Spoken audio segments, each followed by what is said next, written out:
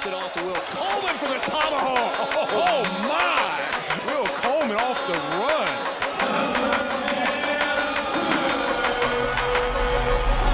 He dominated on the court. Now he brings us talent to the microphone. Welcome to the Will Coleman Show, a Bluff City Media audio podcast. Stepping up to the microphone is the big man himself, Will Coleman. Now, let's get to the show. What's up? What's goody? What's happening? We here. You know, I never get tired of hearing that because I remember that dunk. Do you remember that dunk? I do remember that dunk. That was when we played was it Southern Miss? I think it was Southern Miss game, right? Southern Miss. I remember like it was yesterday, and that was when Mr. Charles Carmouche had a huge game and got us the dub. That was a great game. The environment was crazy. The energy was crazy. I remember all of that like it was yesterday. So it was. What is your best memory playing for the Tigers? Like, what dunk do you remember going, oh, hell yeah, that's going to live forever? Oh, man. I don't know if it was in a game, but it was probably Midnight Madness. I had the Dorsey jersey on. Yep. And then I did the windmill down the middle of the lane. Like when he played when they went against Michigan State. And I remember the pictures of that one. Crazy, bro. I was like 30 pounds heavier. Oh, God. Wait a second. So you're that kind of dude that you lose. Like, I remember being 30 pounds lighter and being able to jump. But yeah, you've lost weight since college? Yeah, I've lost a lot of weight. I'm not too happy about it, but I'm about to fix it. It's in the process. I love fitness. I love weights. I love all that stuff. So I'm trying to. If I could walk around at a smooth like 275, I would be happy. Bro, you'd be a tank. Oh yeah, 275. Oh yeah. It kind of messes with my ego too, because when I get that big, I kind of feel like I'm like unstoppable. You're invincible, bro. Yeah, I feel like Superman, even though I know that's not the case, because I've definitely been through some encounters where I'm definitely not Superman. But we don't want to talk about that. Yeah, those. we'll talk about that later. We'll talk about it later. We'll talk about that off the air. Off the air. But Tigers. Let's go, man. We got a lot to cover here. Yes, we do. We got a lot to cover here. We got a lot to talk about. We got a lot to speak on. We got some crazies out there, some blasphemous takes from some blasphemous people, if you will.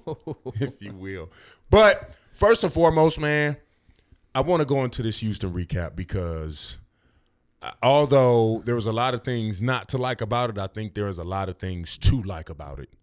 And losing by 8 to the number one team without having our best player and losing our second best player with 6 minutes to go, I think that says a lot, man. I think that says a lot because, I mean, let's be honest. I think the spread on it was like 13, 14. Yeah, it was 13 and a half. Yeah. People had us, slated, to get drummed by like, 25, 30, especially with Kendrick not playing. But I think we showed a little resilience, man. We could have went out there and easily laid down. And it kind of stinks because you get into that conversation where people are like, well, what if this or what if that? What if this? I've been trying to hold out. I've been trying to hold out hope. And, we've been singing the same song all year, Can we take care of the ball? And can we knock down the 3 ball? And I don't. Do you think that's something we could find along the way? Do you think that's something that we could pick up or just magically find? I mean, I don't. What do you think, man? What do you think? Well, I think largely the Tigers have held onto the ball pretty well this year. The turnover problems have not been a massive bugaboo for the Tigers like it has been in the previous years. And I think a lot of that comes with, obviously having Kendrick Davis as, one of the top 5 point guards in the entire country. But 3-point shooting wise, obviously Kendrick went through his struggles at the beginning of the year. Yeah. They've come on. Our guys over at Tigers Untapped talked about it on their show today that Keontae Kennedy now leads the AAC in 3-point shooting in the year. Took over from Landers Nolly. Really? He's 45.5%. Okay. Which is crazy, right? Yeah. Considering on where we were in the beginning, I mean, the 3-point shooting at one point was just abysmal. Yeah. And it's one of those things to where if you get into the what if rabbit hole, like I think this would have been another great year for Lester to be here, because when in retrospect, when you have the Drew Barnes, the Chris Crawfords, the Robert Sallies, the Donnell Macks, 6 points with 2 minutes left. That's still very much a game. But with the roster we have now, 6 points, 2 minutes, it's like you fighting an uphill battle. Well, especially in that Houston game when obviously DeAndre went out with that 5th foul, like you said, with like 6 minutes left. You know, it's like where the point's going to come from, but right.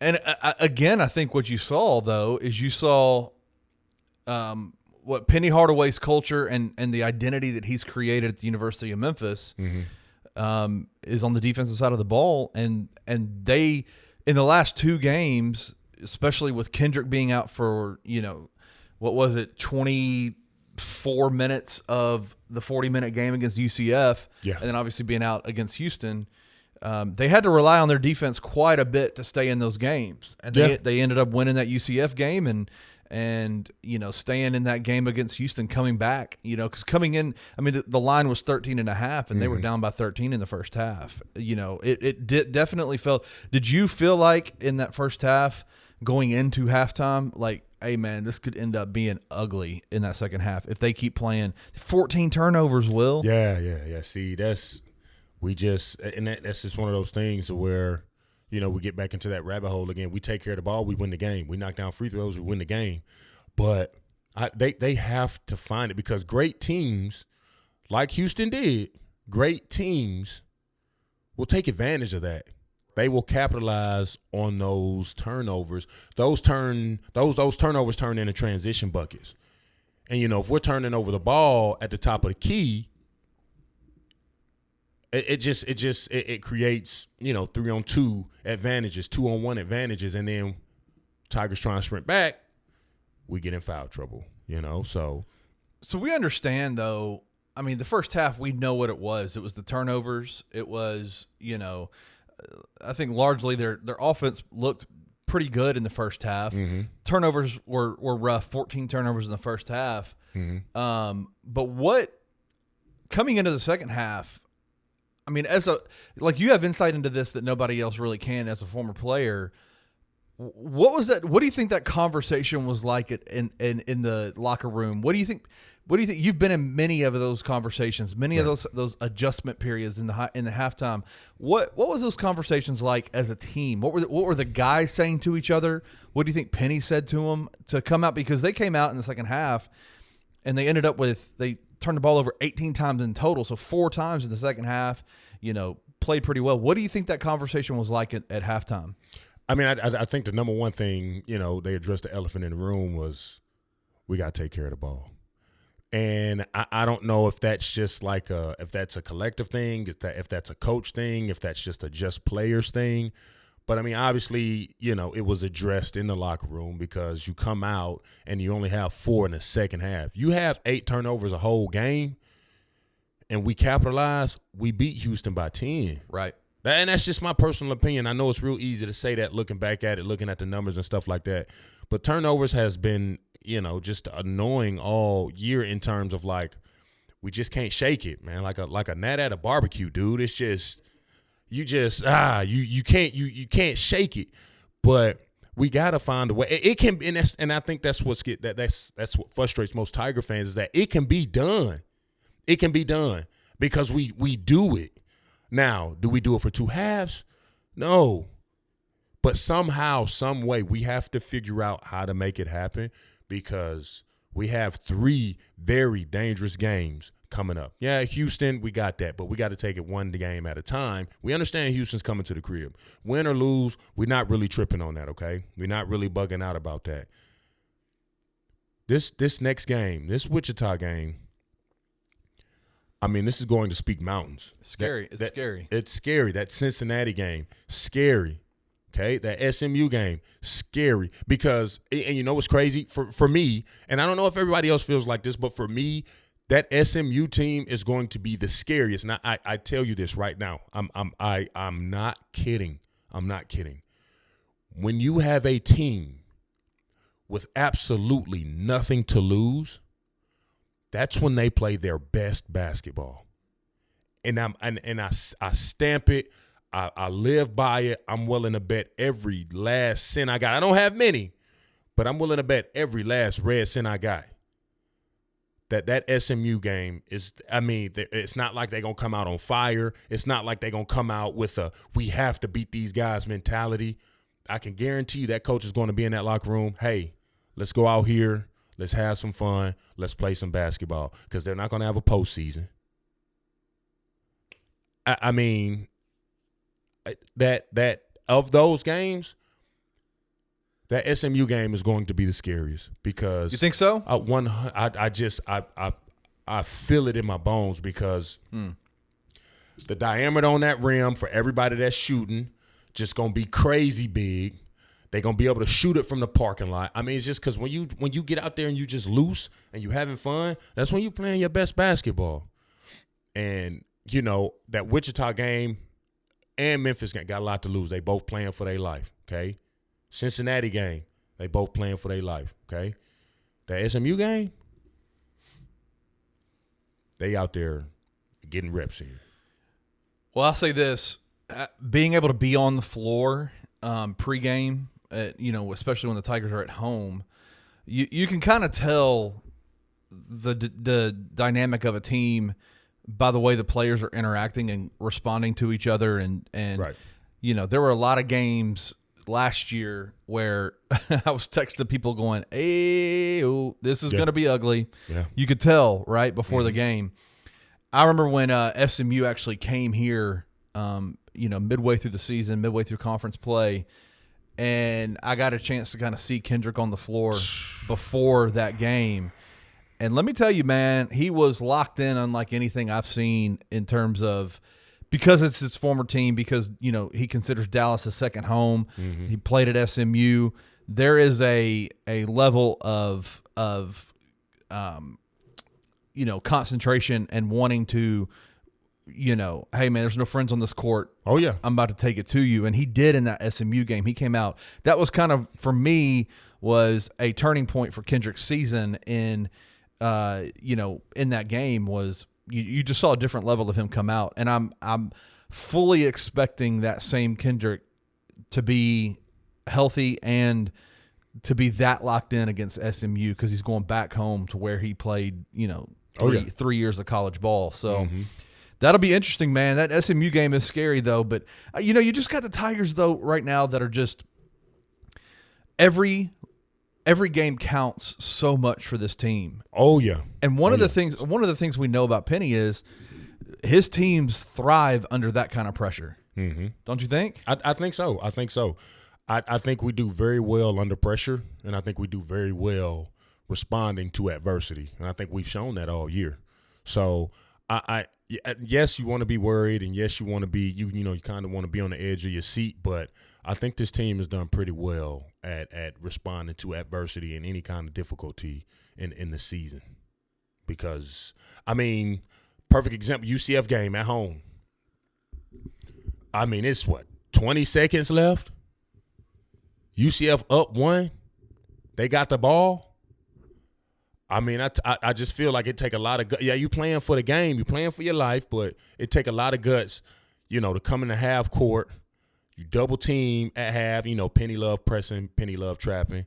You come up, we got Franklin come from behind with the swat, steal, open up, boom, we got the lay, okay? Even after the lay, UCF still had 7 seconds to get back down. That's plenty of time. That's enough time to come down the court, set up a quick hitter, get a shot, get a bucket. But after that bucket, they stayed sound. They stayed disciplined. Franklin got the lay and got right back into play. Didn't celebrate because that's where a lot of people they go wrong. They forget about the time. They forget where they are. He gets the lay. He gets right back into the play and plays defense for one last possession until that buzzer goes off. Because he could have easily got the lay, start screaming, yelling, the form erupts, it goes crazy. But he understands the task at hand. Hey, and that takes maturity, right? Because once you score that, it's real easy to forget the concept of time or forget where you are. But instead, he gets back into play, continue to play defense, 5-on-5 on the other end. They stop the ball, they get the win. And I think that takes a lot of thought, a lot of maturity, and a lot of awareness. A lot of awareness, and I think that's something that all Tigers possess, and I think that's something we've shown all season. What'd you think about that DeMaria layup when he got the ball going down the court? What were you expecting? Were you expecting a dunk? Were you expecting a lay? What were you expecting? I just a layup because Franklin's an athletic guy. Yeah, he is. He's a crazy freak athlete, but we've seen some blunders from the most athletic in the game. I mean, just perfect example. Now I'm not saying I'm not comparing the two in any shape, form, or fashion, but you got your Westbrook who has missed a few dunks, and that comes from, and it sounds crazy, but that comes from being too high in the air. That comes from bad timing. That comes from, losing the ball in the air. It's not like Russ or DeMaria, Franklin is just palming the basketball. So if they go up and they dunk that ball or release it too soon, it hits the back of the rim and it comes out. So the safest thing to do is, as athletic as he is, jump up as high as you can and make sure that ball falls right in the bucket. Once it falls right in the bucket, you hit the floor, you get right back to the game. And I was fully expecting a layup from that play because obviously you got you a Dandridge or somebody like that, KO, those big guys, because they're so used to dunking. You get a layup out of them, they're more liable to trick the layup versus the dunk because those bigger guys can hold on to that ball like a grapefruit. They are big enough and they are used to just right into the bucket, nice and soft dunk, easy get back. But from Franklin, I was just, please let this layup go in because if we miss it, we on the bubble. We on the bubble. Man, I know that we're kind of jumping back and forth between the UCF and Houston game. There's just so many storylines. When you do one show a week, there's so many storylines that come out of the games that happen. Mm-hmm. Obviously, the biggest storyline coming out of the UCF game was Kendrick Davis's health. Were you? So let's go to the health stuff real quick, and I wanted to talk to you about specifically before the Houston game. There were rumors that were coming around about, a couple of days in advance, about the potential that Malcolm and Alex will be able to come back. And we have been hearing for the last couple of weeks from Penny that Malcolm was a little bit further behind Alo in terms of recovery. But then all of a sudden, right before the game, we find out that they're available and they're ready to play. When I heard that, I know there's a bunch of videos and stuff going around, before the game of Kendrick out there warming up, taking jump shots. There were videos of him or pictures of him like in full jump shooting, which makes you go, how's that ankle really feeling? Like, what's going on with that? I fully expected Kendrick to not play in that game because really there are, not that this was a scheduled loss, but more so this loss in Houston, it didn't necessarily impact the trajectory of the Tigers team in terms of the tournament. But Alex and Malcolm coming back, what were your thoughts when you heard that? When you heard they were coming back, what were your thoughts about that? And just talk to me a little bit about their kind of their recovery and what they bring to the team coming back. There's a lot of things. Obviously, you got Dandridge. We got his size. We got the beef in there. We got that interior that we've been lacking. And then we got Alo back, our best perimeter defender on the team. Now, were they 100%? Us on the outside looking in, we will never know. You know, we won't know. Okay, like but they were healthy enough to play. Right. And I will say this: no matter how good you are, if there's better offense, it's always going to be better offense. And I'm gonna tell you this: I like our point guard. I love our point guard, KD. Okay, I love him to death. He's our best player on our team. He's on the Wooden Watch. I mean, there's so many things. But that damn Sasser, bro. He's big. He's fast. He's smart. He's athletic. I mean, is he an NBA caliber point guard? And when you go up against that, I mean, what can you do? And I remember one possession when I was like, yeah, that guy's a player. He was on the left wing. That 3-pointer.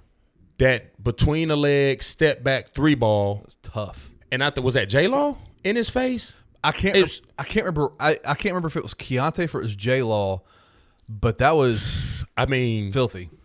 Right in his grill, dog. I mean, there's nothing you can do about that. No. And when you got a player like that on your team making plays like that, you damn near have to play perfect to walk out of there with a W. I mean, he gave us everything we could handle. He's a player. Yeah. He's a player. Ain't no other way to slice it. Ain't no other way around it. Dude's a player. And the discussion, man. I mean, but even with him playing the way he played, us still coming out, you know, only losing by 6, 8. I think it shows a lot of promise, and I think we've let a lot of people know that this is a NCAA tournament team.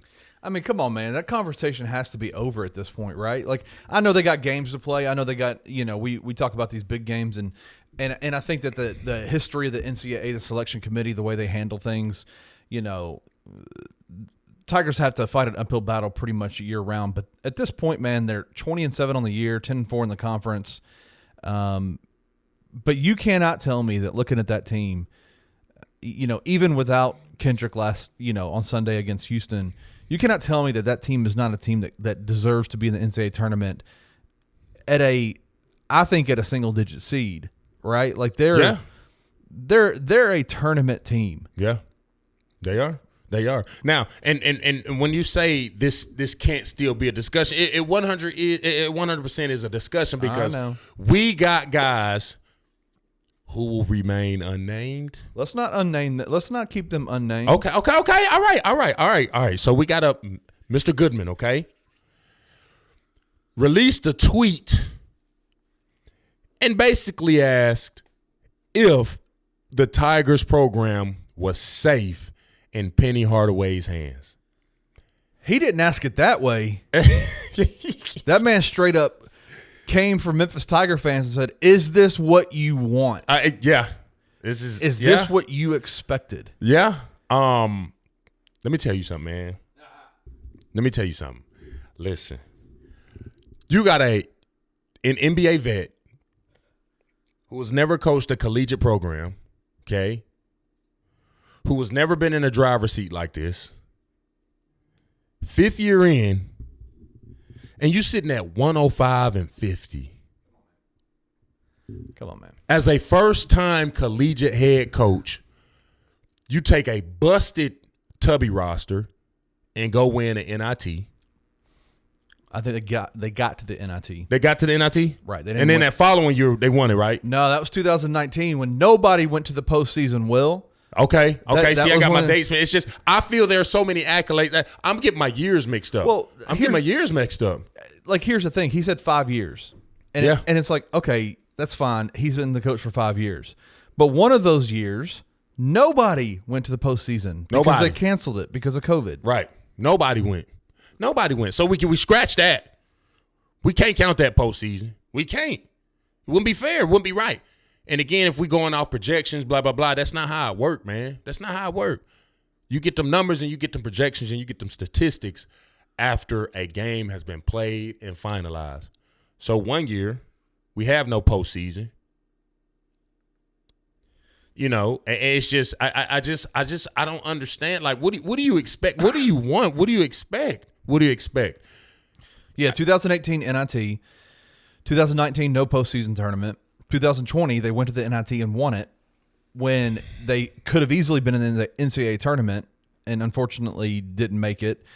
Then 2021 was last year, and they went to the NCAA tournament, got to the second round, and lost by 10 to Gonzaga, the number one team. Did we lose by 10? Was it 10? I don't think it was 10. Was it 10? I think it was 10, but let me check. Man, look, double check. Was it 10?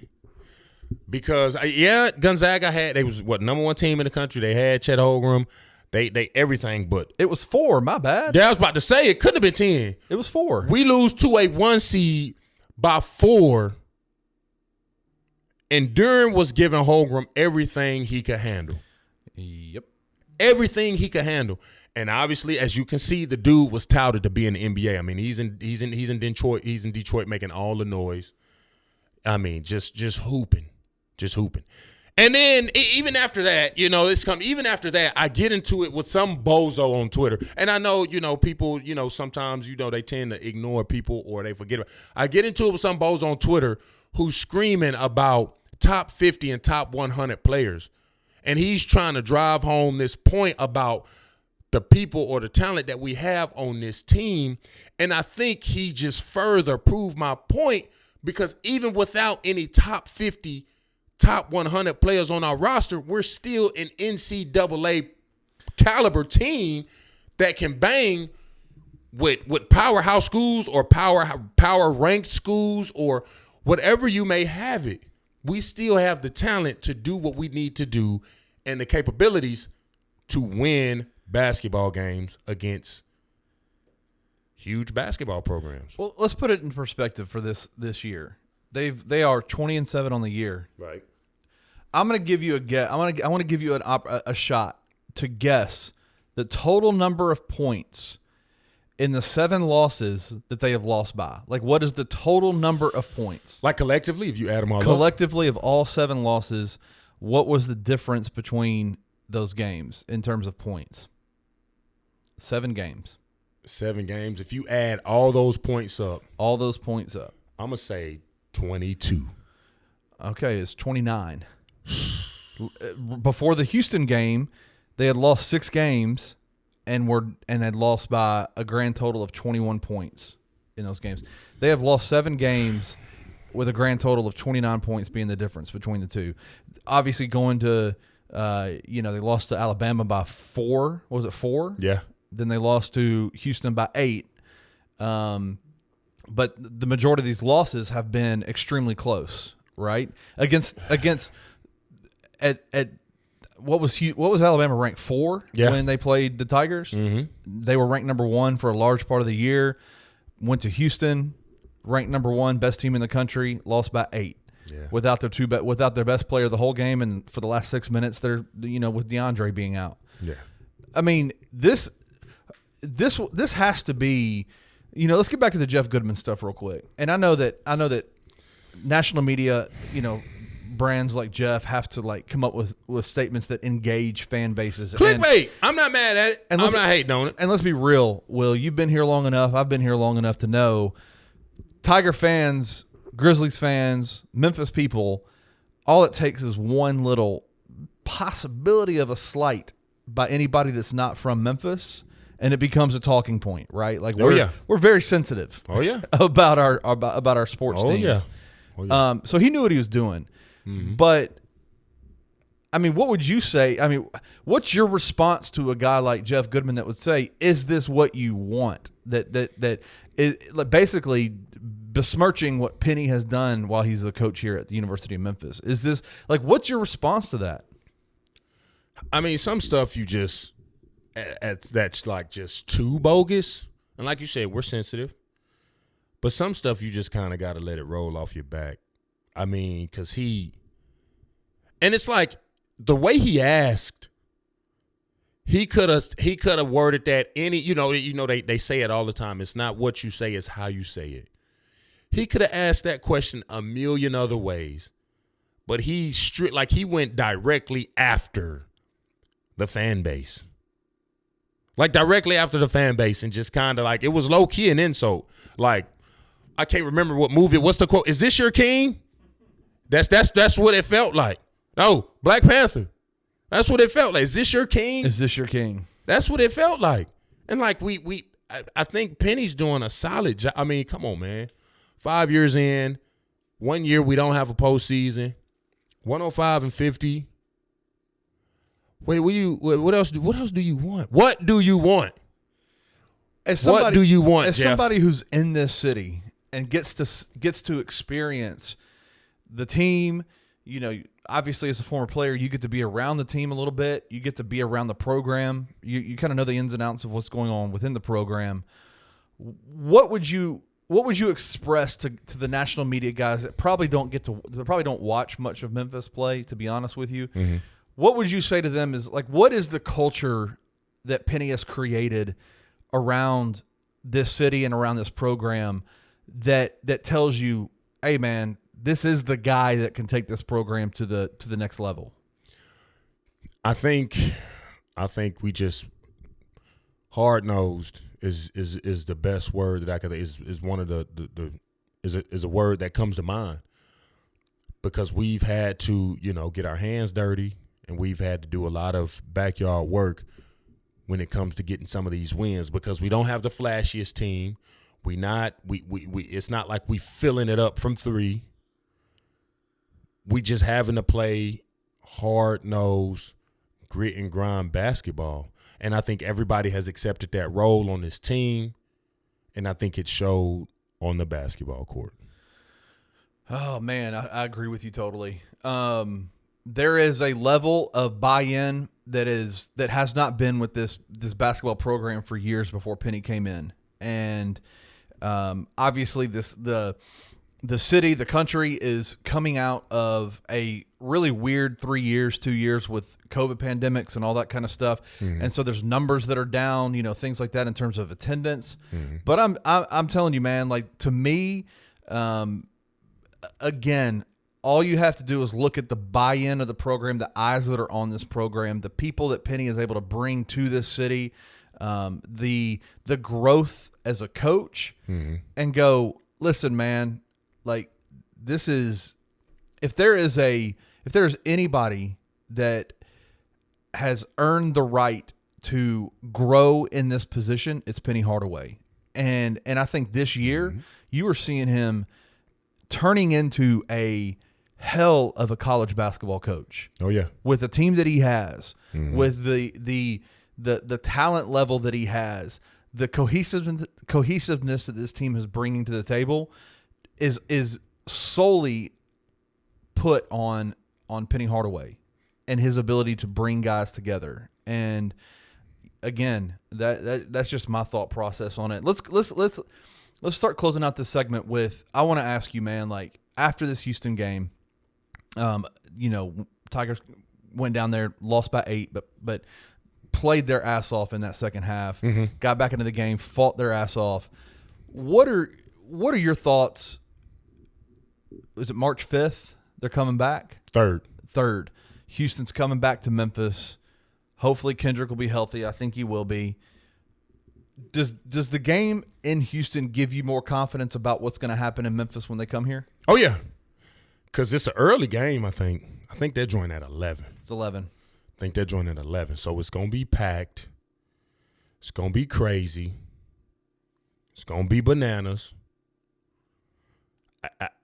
I think we're going to see a totally different, you know, ball game. And I think it's going to have this, the energy is going to be in resemblance of when Houston came down here last year. And when I knew, I just felt it in I knew our swagger was on 10 last year. The juice was on, the mold was on, and we was going to take that game when Lomax caught that swing pass and threw it behind the back to Harris in the corner, and Harris knocked down a 3. Oh, yeah. The game over with. The game over with. The energy was crazy. So I tell you this, and I'm going to leave it at this, and we're going to get out of here. A couple things. Mr. Goodman, please, we sensitive over here. Watch your mouth, man. Watch your mouth, okay? We got this. We got this. Penny Hardaway, 5 years in, 105-50. I think we'll be fine. I think we'll be fine. I think we're doing fine, and I think we're going to be great, and we're going to handle business and finish out this season, man. So y'all stay tuned. Next, we got coming up, catching up with Coleman. Lots of crazy things in store. Lots of things to talk about. And me and my guy K behind the ones and twos had a small debate about a couple things, but you'll hear more about it here. Coming up next, catching up with Coleman. Let's get it.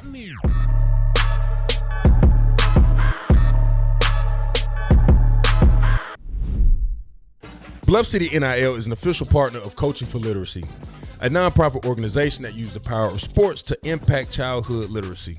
You can read more about them at coachingforliteracy.org or follow them on social media at Coaching for Literacy. Your subscription to Bluff City NIL is 100% tax deductible because of our partnership together. Thank you for supporting Memphis Tigers student athletes and helping promote the monumental cause of childhood literacy.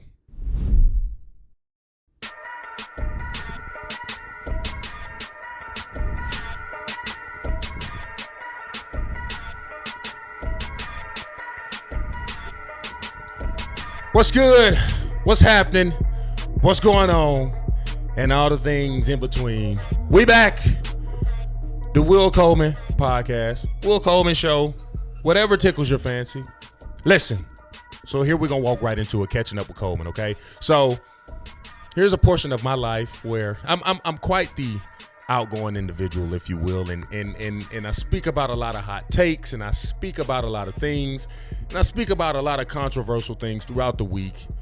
And you know, some of the things that come about strikes a lot of attention in some aspects because, I mean, let's be honest, you know, nothing's greater than a great debate, if you will. Now a safe debate, okay? Because there's a lot of people who can't handle a debate.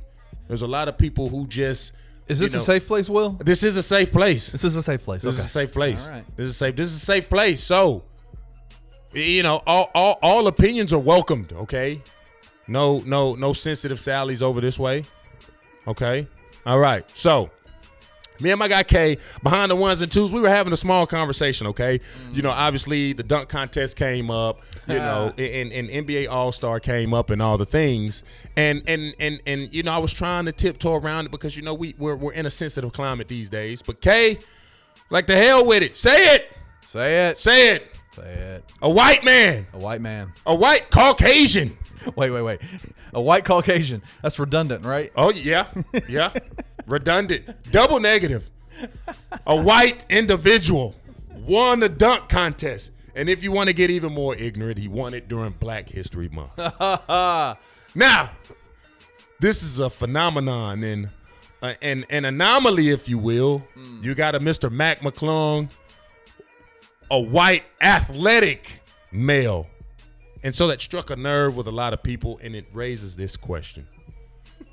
How many white athletic athletes are there? Because there's a huge difference, and I'm going to read them to you. There's a huge difference between being athletic and being an athlete, K. And I didn't know this because if you looking, you know, it's easy to call somebody I feel like it's easy to call somebody an athlete. Very good athlete, very bad athlete. I still think you deserve the title athlete, okay? Now, athlete, a person who is proficient in sports and other forms of physical exercise, okay? Run fast, jump high, quick, all the things, right, Kay? Okay? Right.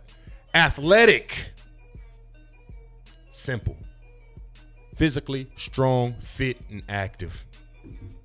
Now, we go into this and we address some immediate concerns.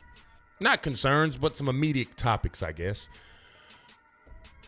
Will you ever find, or do you think there will ever be a Caucasian male cornerback in the NFL? Can that happen? Do you think, do you think that could happen? Wait, a white quarterback? Corner. Oh, corner. Corner. I thought you said quarterback. I was like, yeah, there's like 99.9% of the quarterbacks are white. I mean, yeah, aren't there one right now? Isn't there? I don't know. Is there? I might be wrong on this, but is there? Hold on, let me see. Let's dive into it. I'm curious. Jason Sehorn was one. In 2002. Okay. Let me see. Troy Opke. Listen, I'm not a football guy, so if we probably need to call Christian Fowler in on this and ask him. Yeah, Christian Fowler. If you when you see this, when you hear this, please tweet us. Please, just anybody out there. Let us tweet us, please. Let us know, because I'm invested here. Okay, I'm invested. Do you think? Let's just for a second. Let's go back to Mac real quick. Okay.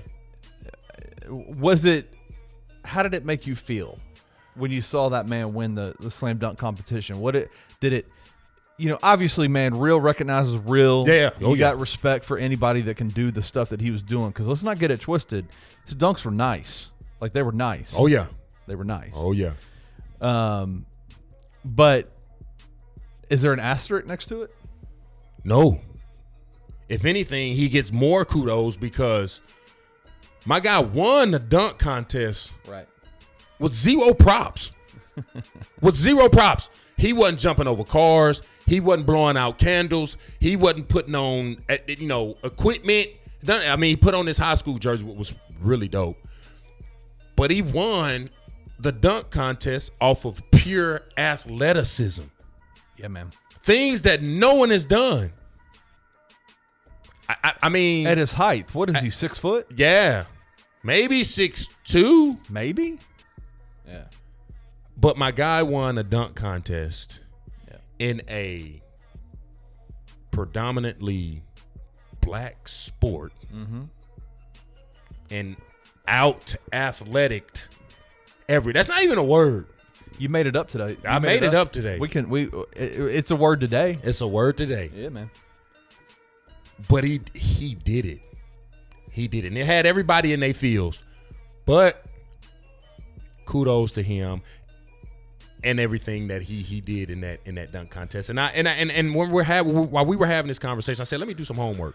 So according to Bleacher Report, this is a source I've put. I think Bleacher Report is pretty credible. Would you say, Kay? Yeah, I mean they tend to blur the line sometimes, but yeah, they're pretty credible. Okay, so here is the top 10 white athletes of today. Okay, now some of them are athletic as well, but athletes, according to our definition, who is proficient in their sport. Right.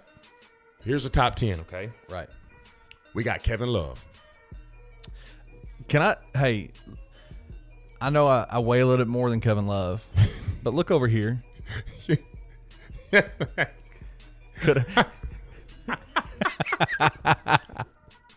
I could see it. So I lived out of the country. I got the vision. I lived out of the country when Kevin Love played for UCLA and then went to the NBA. So he wasn't very popular before I left. And when I came back to Memphis, everybody started calling me K-Love. You kind of, and I'm like, why? Like, type in Kevin Love UCLA and look at a picture of him from that day. It's there, bro. It's there. To the point where I just got married to my wife and we're in the living room at our house, and I was watching the Grizzlies game and they were playing against Minnesota, and Kevin Love was on the screen, and I remember her looking over at the screen and going, "Ah! Why are you on the TV?" My own wife. Anyway, Kevin Love, yes. Kevin Love, okay. Number 2, Peyton Hillis. You know who Peyton Hillis is? The White Rhino. The White Rhino. A White Rhino. That's a crazy nickname, but hey. I like that nickname. That's the white, kind of like the White Mamba. Who's the White Mamba? Scalabrini. Oh yeah. Scalabrini. Scalabrini. Giving folks buckets. Oh yeah, you got. Okay, here's one. Here's an exception. Okay, who's an athletic athlete? We got Clay Matthews. Clay Matthews, defensive lineman for Green Bay. Yep. Next, we got Joe Mauer. Right. Okay. Played catcher for the Minnesota Twins. Yep. Yep. 5, we got Peyton Manning. Okay.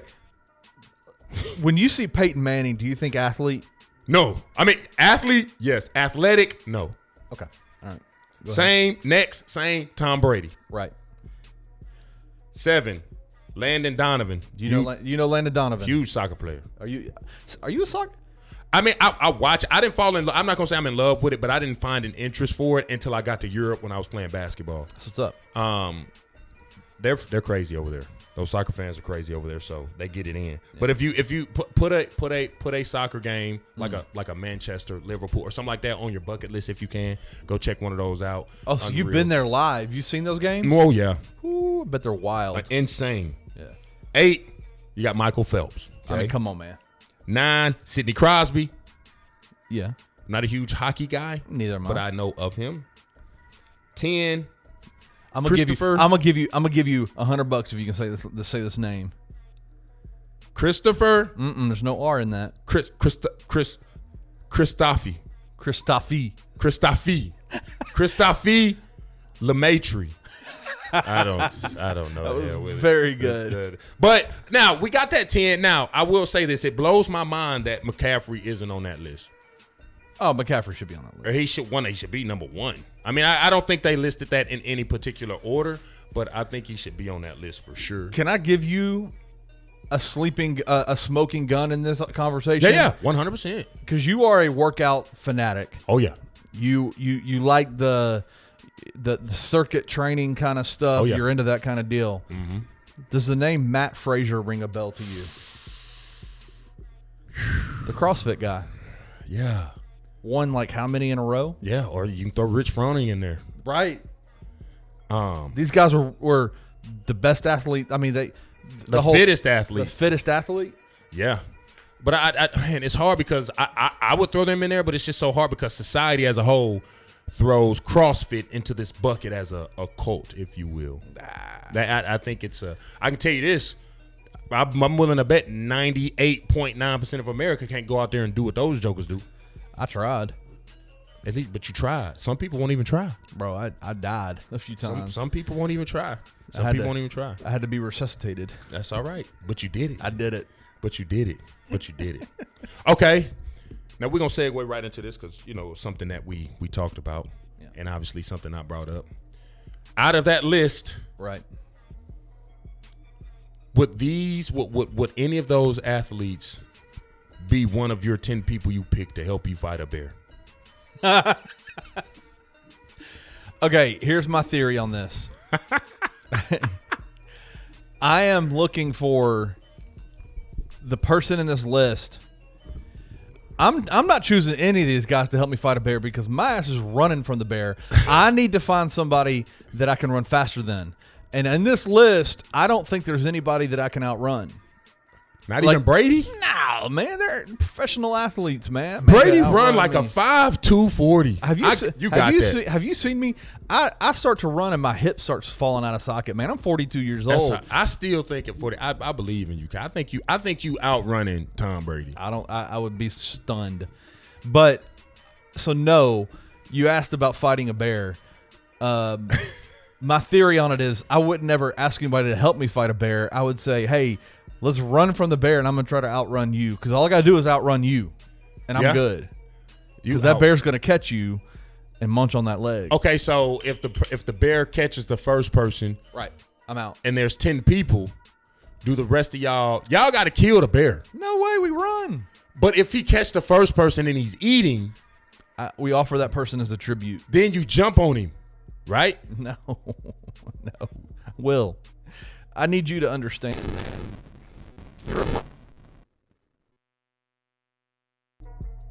I don't know what just happened. Sorry. I need you to understand you're an athlete. You're a gigantic individual. There's not many animals that you could beat up, though. Just going to throw that out there to you. What about a baby bear? No, not. Well, listen, here's the problem. You try to wrestle a baby bear, you got mama coming right behind it because mama don't leave that thing very long. 11 people can beat up a bear. No way. Just one got to be sacrificed. Exactly. The first one gone. Distract them. Distract Yeah, him. just distract the Hey. bear, and we're going to sneak attack it. You just lay down. You lay down and let him. You don't need that leg. You don't need that kidney. Right, or you just play dead. 'Cause they say that's what you're supposed to do when you fight a bear. Or when a bear's coming, you just. Did you ever see that movie? Are you a Leonardo DiCaprio fan? The Covenant. No, Is that what it is? The Revenant. The Revenant. I'm tripping. Did you The see Covenant. that? Did you see that movie? No, but I saw the bear scene. What'd you think about that? Did that give you any pause to thinking that you could beat a bear's ass? DiCaprio. All actors are like 5'1". DiCaprio's not he big. Oh man. Will, you seem to have a very inflated view of your abilities. What is the smallest or what? Let's go to the Memphis Zoo. All right, let's go to the zoo. What animal could you whoop at the Memphis Zoo? Where does it end for you? Where do you get to and you go, nah, it's over after this?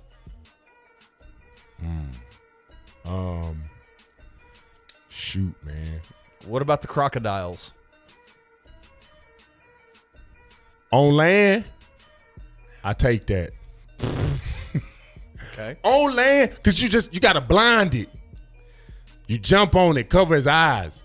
Let's go to primate country for a second. Okay. What about the orangutan? The orange ones. With the flat face? The flat face. Orangutan. Nah. Orangutan got like the strength of like 10 grown men or something. That's crazy right. Like that. What about the big silverback? No, they stronger. Even bigger, right? Yeah, they beat that. How big? Let's go panda bear. Hey, moment of silence for the pandas, for the panda over at the zoo. Oh man, because they're not giant. And they're lazy. I'm taking a panda, dog. I can handle a panda bear. How many of you would you have to clone to get into the arena with the rhinoceros? Ooh. How many would it take? Because getting the ones ain't happening. Like 50. I think 50 Will Colemans can beat up a rhino. Is that 50 Will Colemans could beat up a rhino? Is that a fair statement? No. Is that a fair take? No, because they don't have a chin. Like what? You have to knock it out. And how do you knock a rhino out? They ain't got the glass chins like we do, man. Here's the thing about human beings. We have opposable thumbs, which makes us, gives us the evolutionary. We got the advantage. We got the advantage. But we are also as soft as jelly donuts, bro. Like we got our little turn off button to get us knocked out right here in our chin. So all you gotta do is touch that. Rhinos ain't got that. How you gonna hit? Where you gonna hit a rhino to knock it out? 100, man. You can like get in the rib shot. Boom. Have you touched a rhino? No. Their skin is like 4 inches thick, and it's like Bane. I don't know, man. It's bred in the dark. Oh man. Okay. All right. We scratched the rhino, man.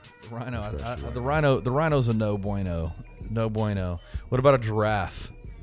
You take the legs out, it's over with. I was filming a giraffe a few months ago at the zoo, and I turned a corner, and he bumped into me, and it broke everything. Not in me, but my camera equipment, everything. You know those legs look small. Yeah. But you get up close to them, bro, they're huge. Sorry, I was showing Will how big they are. You can't see that on this, but they're huge. All right, look, man. Look, man versus animal. I think if my house cats gained 10 pounds, they could take you out. Have you ever seen, listen, okay, let me ask y'all. I'm going to ask you this. Craziest name. If you're not mature enough for it, obviously it's extremely derogatory if you know your history or whatever the case may be. But have you ever seen a coon cat? If you don't know what a coon cat is, look it up, okay? A coon cat it's like It's almost the same size of like a lynx. It's like a lynx is like a hybrid cat. Right. It's like a cat and a lion put together. Right. And a coon cat is very much borderline with a lynx. It's like the same size of like an adolescent child. Okay. They're pretty scary. We haven't gone to cat country yet. Obviously, tigers and lions are out. Yeah, tiger lions out. Panthers out. Jaguars out. Okay. Lynx you might be able to take.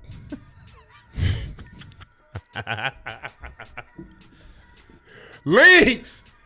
You could take a lynx. Got you. And like house cats. You might get some battle wounds, but you could take a house cat. You could take if a house cat weighed 50 pounds, what are you weigh how much? 260. You're 260 now. Yeah. If a house cat weighed 50, I got the house cat. Dang! Golly, you ain't gonna give me the house cat? Can't give you the house cat. Oh my God. Because all you gotta do is you gotta remember, man, house cats are they are a smaller version of a lion. Oh man. Smaller version of a tiger. And they're mean. You're not mean, Will. You're not a mean guy. I don't know if I could. I don't know. I talk this talk. I don't even know if I could fight an animal. I just would like run or just try and pet it to calm it down. It's okay. It's all right, buddy. Oh, I don't man. even know if I could fight an animal. Hey, listen. So everybody that's still listening to this. Listen. Man versus animal, okay? Man versus animal. This came up this week. It's the age-old discussion. In my neighborhood, we gotta listen. There's a lot of there's a lot of blasphemous hot takes that I hear about too, but we're not gonna dive in it just yet. But catching up with the Colemans, appreciate you coming in. Stick around as we reel this show in with the Bluff City Bad Ass of the week. Let's go. We'll see you in a minute.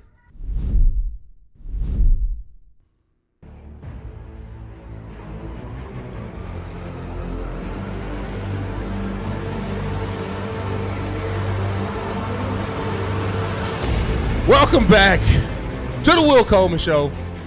As we round up this show, I bring you a segment that I like to call the Bluff City Bad Ass. And this is somebody, somewhere out there in the world that has just poured an extreme amount of good into this world, into this community, whatever you may have it. In a place that's filled with just a lot of evil, a lot of nasty people, a lot of ugly things. Here, I like to give the biggest and the most major shout out to someone or something, some kind of good that has happened. And this week, we want to highlight Mrs. Officer Shaw. Now, I just speak about this topic very lightly, okay? From all, if you haven't seen it, if you haven't known, Miss Officer Shaw is a Memphis City police officer, who was doing her due diligence and happens to respond to a call or see a call or something of that nature of a young man who shall remain unnamed for multiple reasons. But one of the main reasons is because I don't think the general public knows his name, so we'll keep it that way. But articles report, people report that this officer was able to save this young man from a potential suicide attempt because of just life in general. And it's been reported that this 17-year-old young man was just overcome with anxiety, depression, and stress because he was about to be a father. Now, I understand, I can relate because I am a father who's 34 now with an 11-year-old. So I was about to have my baby girl fresh out of college. And at that time, I didn't even know how to take care of myself at the moment. So taking care of a child wasn't even in the question. Now, and some could argue at 21, you're somewhat grown. But I'll tell you this, a child is the only thing in life you get without an instruction manual. So at 17 years old, and you learn you're about to be a father, that's some pretty heavy stuff, man. Some pretty heavy stuff. So I'll say this. Always remember, okay? Be kind to people. Be amazing to people because you never know what that final straw is that'll break the camel's back.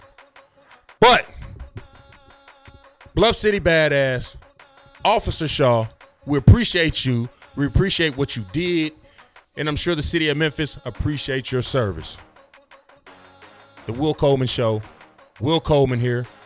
My man K behind the ones and twos. Thank y'all for tuning in. We'll see y'all next week. Thank you for listening to this episode of The Will Coleman Show.